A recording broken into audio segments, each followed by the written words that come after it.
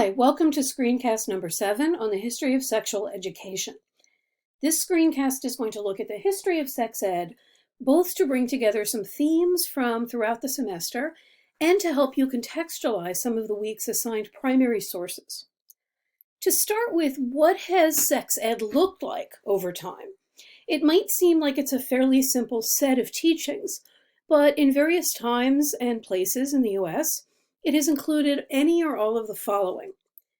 It could be basic coverage of how human bodies work, information on reproduction, the so-called birds and the bees, lessons on proper social behavior, especially around dating, and of course the films you watched recently would fit in there, knowledge about how to use birth control and prevent sexually transmitted diseases, and/or perhaps discussions of sexual identity and its meanings. Sex ed often includes either an explicit or a heavily implied ranking or hierarchy, that there are sexual choices and identities and activities that are appropriate or inappropriate, safe or dangerous, healthy or deviant. Sex ed can be part of a larger rhetoric of sexual liberation as freeing one, or it can also incorporate threats about the penalties for becoming sexually active or knowledgeable. Sex ed has always been saturated with ideas about whose sexuality counts, whose is to be ignored or despised. So, like virtually every other topic we've covered, it is always reflective of a society's fears and preoccupations at any given moment. We have a very long history, of course, of printed material that aimed to, among other things, educate people about sex. Think back to Jane Sharp's Midwives book from the 17th century, with its detailed attention to anatomy and also to sexual pleasure. The majority of 17th and 18th century works were intended often to warn readers against certain kinds of behavior, such as masturbation, homosexuality, and/or heterosexual sex before or outside of marriage.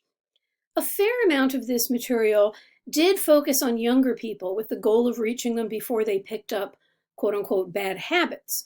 But as you know, until the late 19th century, most Americans didn't really think of youth as a specific category of people who were really that different from small adults. So some earlier examples we've seen of sex ed would include the social purity campaigns from the 1880s. They often incorporated calls for greater education, in the process, of course, defying the Comstock laws against obscenity that specifically targeted this.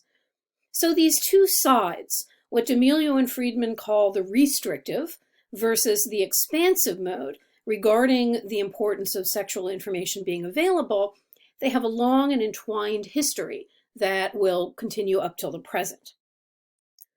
You've also read material from turn-of-the-century authorities like Dr. Clelia Mosher, whose Victorian survey of women's sexual experience and knowledge found vast ignorance among her subjects. Some of the women who reported about their lives to her stated that they had never learned about menstruation or puberty, and therefore were in for some real surprises, and married often without any understanding of what exactly sexual intercourse was or how conception occurred. Again, perhaps not an ideal state of affairs. As we move on into the 19th century, the majority of sources, as I've said, that were available, often focused on what authors regarded as dangerous, and perhaps not coincidentally, were also often intended to sell their ideas or their commercial products. The 19th century cracker maven Sylvester Graham, for example, who you will remember, focused his warnings on the evils of masturbation, which could allegedly ruin the health and brains of young men and women. And of course, he recommended specific kinds of bedding and exercise and food as the best way to distract people from the perils of self-pleasure. And the goal here, which is common in a lot of sex ed, was not just to keep them healthy, but to turn them into appropriately behaved young men and women who could marry and produce healthy families for the nation. So there are all these types of sex ed, sort of, floating around, but it takes until the progressive era, until people really focus on and institute a sustained practice of creating curricula for and mandating special education for youth about sex ed. Why does this not happen until the turn of the century? Why does it take off then? Well, as you know from earlier in the semester, the turn of the century is when the very concept of adolescence gets invented. The name crops up right around then. And many of the ideas reflected in sex ed are about youth as uniquely situated in a kind of vulnerable position in life. They stem from that concept. A second reason why sex ed grew in the progressive era is a simple one of opportunity. This is when elementary school attendance became mandatory, at least for middle-class youth. Poorer ones often left or were taken out of school to work for the family. But this is when you can actually reach the majority of kids in schools as opposed to scattered around in all kinds of places. Thirdly, this era also coincides with a shift to urban life. The majority of Americans after 1920 are living in cities. And the assumption is that they are both unlikely in cities to learn about sex the way previous generations had by watching animals mate, but they're also assumed to be more morally endangered by the wickedness, the prostitution, the sex shops, the visuals that surround them of urban life. Again, this is probably more a construction than a reality. And lastly, we know that moral reformers, whether they were expansionists who favored free love, like Victoria Woodhull, or whether they were restrictionists who favored greater prudery, like Anthony Comstock, all across this spectrum, reformers are making sex a topic of greater public discussion. Now, you'll remember that soon after the turn of the century, many of the reformers we've already studied, like Margaret Sanger and Mary Ward Dennett, to remind you, also included education about sex on their agendas. For these two women, this was a feminist project, but even people who didn't explicitly identify in a particular political way often viewed sex ed as central to giving young people control over their lives. So for all of these reasons, sex ed started to become part of the actual curriculum in many states and cities during the 19-teens. Early on, in fact, before this, the National Education Association discussed the subject in 1892 and passed a resolution that called for what they named moral education in the schools. So not necessarily comprehensive sex ed with lots of real information, but at least attention to the issue. In 1913, right before the Great War, Chicago became the first major city to implement sex ed for high schools. And it was tied in with the ideas of people like Sanger and Dennett and other feminist reformers. Soon after that, and this will also sound familiar, in the lead up to the nation joining the Great War, of course, there's greater attention to sex ed on behalf of soldiers. Congress, in fact, allocated money to educate them about syphilis and gonorrhea. And as we've covered when we studied this period, it's during this time that Americans began to view sex ed as a public health issue that was important enough to warrant a little embarrassment. This is the context for one of the documents you were assigned for this week, the 1917 excerpt from a book by physician William Robinson.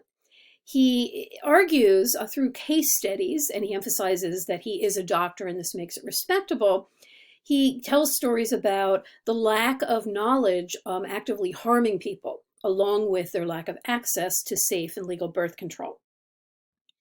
As we move into the 1930s, this is when basic sex ed programs in public schools, most of them covering at least anatomy and sometimes disease prevention, these continue to become more and more available for the next few decades. By the late 1920s, close to 40% of US school systems had some kind of program in sexuality. The language they usually used for these was social hygiene. And the curriculum would reach even more and as it expanded over the next few decades. The 30s is when the US Office of Education, so again, the federal government, begins to publish materials about how to do sex ed and train teachers. So throughout the 30s, 40s, and 50s, courses in human sexuality are appearing on college campuses as well as in high schools and elementary schools. And just as we've seen when we studied the expanding availability and use of birth control, both the Depression and World War II provided real impetus for these efforts. In the 30s, the financial crisis underlined the importance of limiting births, and during and after World War II, a lesson that some took from venereal disease rates was that soldiers would have been better off if they already knew basic health information and came to the Army with that. So a lot of the curricula you see during these decades at mid-century promoted basic knowledge as important to youth so they could protect themselves, avoid early intercourse and unwanted pregnancy. And the emphasis on sort of heterosexual reproductive sexuality was partly a strategic move. Because if you were running a sex ed program and you were worried about politicians or parents objecting, you were better off to argue that you were promoting better citizenship and healthy marriage and good parenting, rather than if you viewed sex ed as central to pleasure and self-knowledge and as something that you just discussed matter-of-factly. Doing that latter made you dangerous. Now, the values of the so-called sexual revolution of the 60s and 70s can be seen in an explosion of sex information, films, manuals like the ones on the right, you name it. And we can see a lot of this era's ethos in the excerpt you read from the best-selling Joy of Sex. Sex is treated like food, a source of pleasure. You should know about how to prepare it and enjoy it, and you should become a gourmet who will try all kinds of things. But it's also, ironically, the case that organized resistance to sex ed also really takes off in the 1970s. We'll talk more about this in a couple of classes when we look at the rise of the religious right, but basically this is when conservatives built a movement around objecting to sex ed, in part, and they attack it for promoting promiscuity and moral depravity. In a widely distributed pamphlet shown on the left, authors argue, quote, "If the new morality is affirmed, our children will become easy targets for Marxism and amoral philosophies, as well as venereal disease. In other words, sex ed would make you a communist."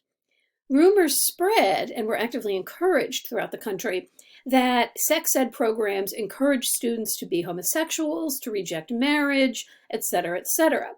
It became a hot-button issue. Now, as we move into the 1980s, the AIDS epidemic is going to irrevocably change sex ed.